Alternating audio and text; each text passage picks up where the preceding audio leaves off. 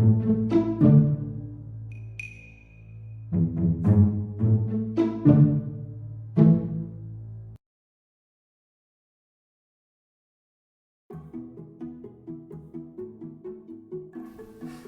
seja, depois de tudo isso que a gente viu, sangue quente, sangue frio não são mais termos que nós podemos utilizar. Eles são conceitualmente errados, eles estão embasados por uma filosofia antiga, né? Uma classificação, a escala natura aristotélica, que nós sabemos não é verdade, não funciona mais.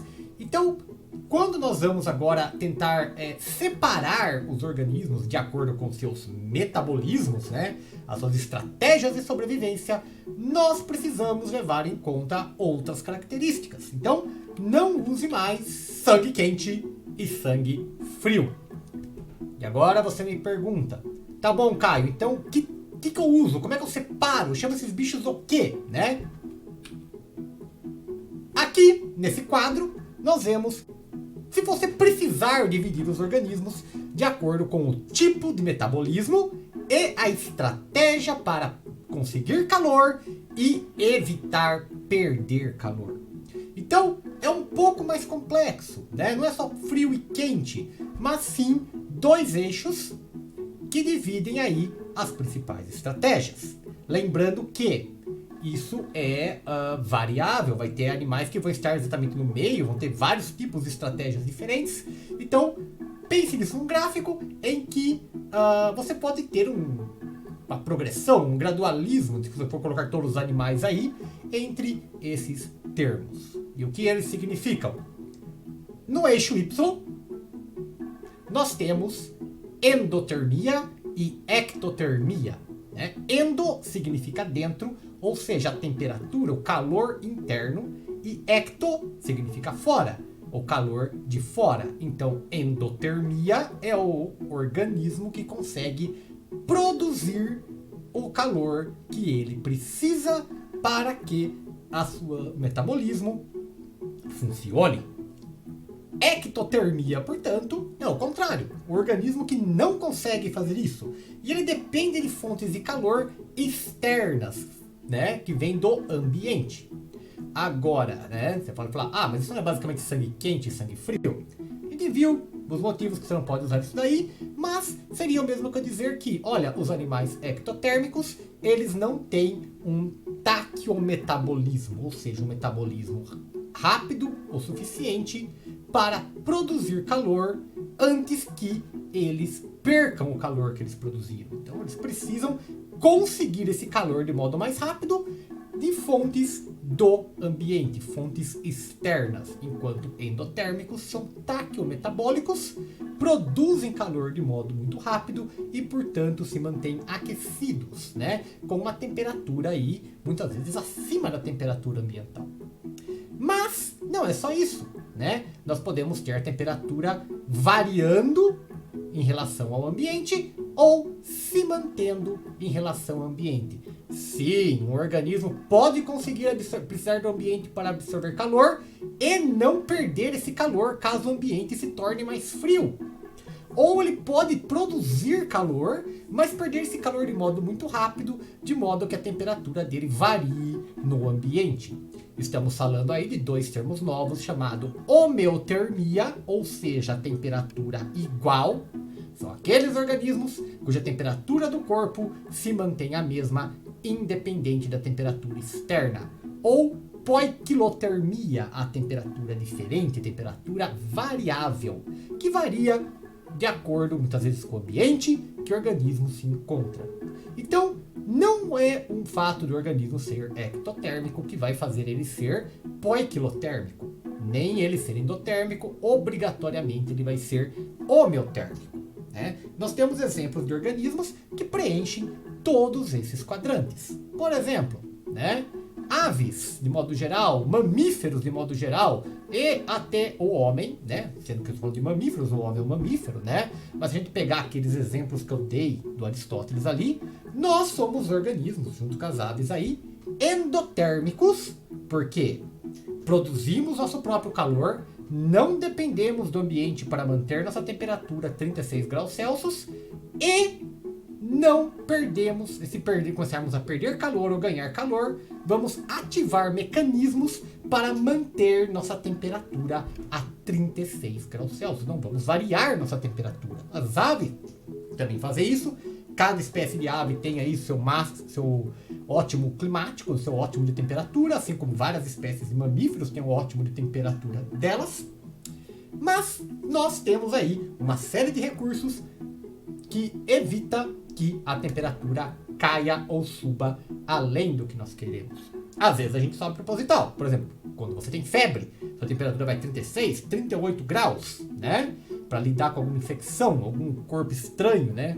Mas não é recomendado que sua temperatura fique a 37, 38 graus por muito tempo. Porque isso é acima do que seu corpo precisa para funcionar e as suas enzimas vão começar a degenerar e você pode morrer, né? Então, nós temos mecanismos que vão tentar abaixar essa temperatura. Da mesma maneira, se você for para um ambiente que está acima de 36 graus, você vai começar a ganhar calor ao invés de perder calor. E você vai ativar uma série de mecanismos ali, né? Vai tentar abrir suas janelas de calor, vai tentar tirar roupa, lavar a cara, ou até mesmo ir para um lugar mais fresco para evitar ganhar calor. Isso é homeotermia. Nós temos que manter a temperatura a 36 graus, 39 no caso de um gato, né? Agora, nós podemos ter organismos que são ectotérmicos, poiquilotérmicos, ou seja, eles não conseguem produzir o próprio calor. Eles dependem do ambiente para receber esse calor, mas eles também não conseguem manter o calor que eles ganharam. Quer dizer que eles ganham calor muito rápido e, portanto, eles precisam do ambiente para regular a própria temperatura. Se tiver que o ambiente ficando muito frio, eles vão se mover para próximo de uma fonte de calor. Se começar a ficar muito quente, eles vão se mover para um lugar que tenha um ambiente que possa dissipar esse calor, né? Quase sempre são organismos com estilo de vida anfíbio ou totalmente aquático, como é o caso aí, né, de peixes, os lisanfíbias, como os anuros, ou até mesmo os crocodílias, né? São animais que vivem próximos ou em corpos de água, tá? Então, ectotérmicos, porque não conseguem produzir calor e precisam do ambiente para ganhar calor, e poiquilotérmicos, porque a temperatura deles vai ser a temperatura do ambiente que eles estão inseridos, né?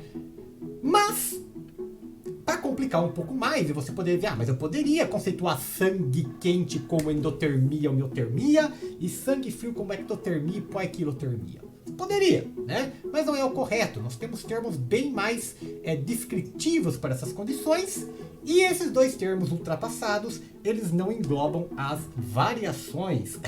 Meu amigo, nós temos organismos como os peixes de gelo lá da Antártica, que eles são ectotérmicos, não produzem o próprio calor, dependem de fontes externas, mas são homeotérmicos, eles não perdem calor para o ambiente, né? Quer dizer que eles podem nadar numa corrente quente, absorver calor dessa corrente e passar um tempo numa corrente fria ali, né?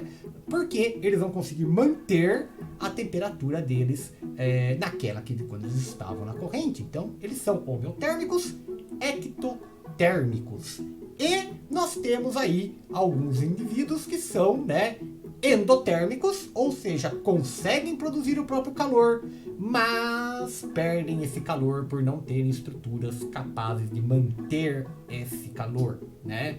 É o caso aí do peixe-lua e da topeira, né? São animais aí endotérmicos, produzem o próprio calor, mas não tem estruturas, né? Então não tem nenhum tipo de tegumento, nada que permita a eles manter esse calor. Então você ficar produzindo calor constantemente, né? E vivendo num ambiente o quê? Que seja mais quente, talvez, do que eles, ou não tão mais frio, para eles não perderem muito rápido esse calor. Diferentes estratégias, precisamos de 4 termos para separar aí essa meia dúzia, esses 9 bichinhos aí que a gente selecionou. Imagine toda a diversidade do planeta. E agora vem a grande questão. Com tudo isso que a gente sabe, com tudo isso que a gente leu, né, que a gente viu aí, onde nesse quadrante os dinossauros entravam, né? tirando aí o Quetzalcoatl que tá de penetra, né?